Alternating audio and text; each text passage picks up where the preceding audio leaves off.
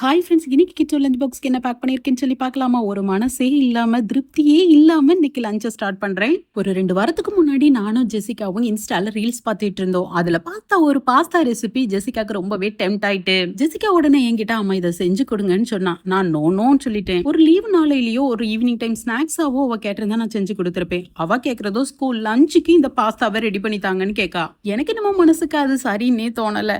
அது லஞ்சுக்கு எப்படி இருக்கும், ஆறி இருக்கும், அதே டேஸ்ட்ல இருக்குமானும் தெரியல. சாப்பிட்டா அவளுக்கு வயிறு ஃபில் ஆகுமானும் தெரியல. ஒருவேளை சாப்பிட முடியாட்டா பிள்ளை பட்னியா இருப்பாளேன்னு சொல்லி எனக்கு அது ஒரு திருப்தியாவே இல்ல.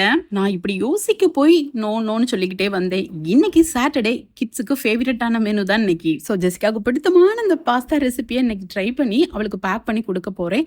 அவ அதை எப்படி சாப்பிட்டுட்டு வராவ எப்படி ஃபீல் பண்ண போறான்னு தெரியல. இருந்தாலும் லஞ்ச் ரெடி. ஸ்நாக்ஸ் எனக்கு பிடிச்ச மாதிரி ரிச் புரோட்டீன் உள்ள மீல் மேக்கரை வச்சு கோலா உருண்டை ரெடி பண்ண போறேன். மீல் மேக்கரை ஹாட் வாட்டர்ல போட்டு நல்லா சோக் பண்ணி நல்லா ஊர்ன பிறகு தண்ணியை வடிச்சு ஆற விட்டு நல்லா பிழிஞ்சி தனியா எடுத்து வச்சிருந்தேன். இப்ப ரெடியா இருக்க மீல் மேக்கரை அப்படியே ஒரு மிக்ஸி ஜாருக்கு மாத்தி நல்லா பொடிச்சு ஒரு மிக்சிங் பவுலுக்கு மாத்திருந்தேன். லாஸ்ட் ரவுண்ட் அரைக்கும் போது கொஞ்சமா பெருஞ்சீரகத்தை உள்ள சேர்த்து ஒன்னும் பாதியமா திரிச்சு அதையும் உள்ள சேர்த்துருந்தேன். நெக்ஸ்ட் இது கூட கடலை மாவு, அரிசி மாவு, வத்தப்பொடி, இஞ்சி பூண்டு பேஸ்ட், உப்பு, பொடிசா கட் பண்ண பல்லாரி மல்லித்தலையும் உள்ள சேர்த்து நல்லா மிக்ஸ் பண்ணி விடுறேன். இந்த டோ இப்ப அளவா எடுத்து நல்ல பாலா உருட்டி வச்சிருந்தேன். இன்கிரீடியன்ஸ் என்னென்னங்கறத சொல்லிட்டேன். இதோட அளவுகள் எல்லாமே நீங்க மீல் மேக்கரை எடுக்கிறத பொறுத்து மாறுபடும். ரெடி பண்ணி வச்சிருக்கிற பால்ஸ் எல்லாத்தையும் சூடா இருக்க எண்ணெயில போட்டு மீடியம் ஃப்ளேம்ல வச்சு நல்லா பொன்னிறமா பொரிச்சு எடுத்துருதேன். நல்ல பெருஞ்சீரகம், இஞ்சி பூண்டு வாசத்தோட வெளியில நல்ல கிறிஸ்பியாவும் உள்ள நல்ல சாஃப்டாவும் குண்டு குண்டா கோலா உருண்டைகள்லாம் ரெடி. இப்ப இதுல ரெடியான லஞ்சையும் ஸ்நாக்ஸையும் பாக்ஸ்லயும் பேக் பண்றேன். நம்ம என்னதான் டேக் கேர் பண்ணாலும் ஒரு இன்ச்சு கூட முடி வளர மாட்டேங்குது. ஆனா அந்த பசங்களுக்கு மட்டும் 2 வாரத்துக்கு ஒரு வாட்டி கண்டிப்பா ஹேர் கட் பண்ண வேண்டியது இருக்கு.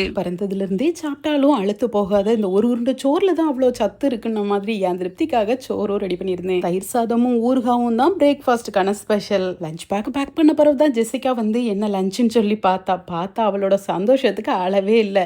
டேஸ்ட் பண்ணி பார்த்துட்டு ரொம்ப சூப்பர்னு சொல்லிட்டா. பேக் பண்ண லஞ்ச் பாக்ஸை திருப்பி ஓப்பன் பண்ணி கொஞ்சம் கூட கேப் இல்லாத அளவுக்கு திருப்பியும் ஃபில் பண்ணி பாக்ஸை பேக் பண்ணி எடுத்துட்டு போயிருக்கா. ஓகே ஃப்ரெண்ட்ஸ், இந்த லஞ்ச் காம்போ பிடிச்சிருச்சுன்னா ஒரு லைக் எடுத்துக்கோங்க. நாளைக்கு என்ன மெனுன்னு சொல்லி நாளைக்கு பார்க்கலாம். பாய்.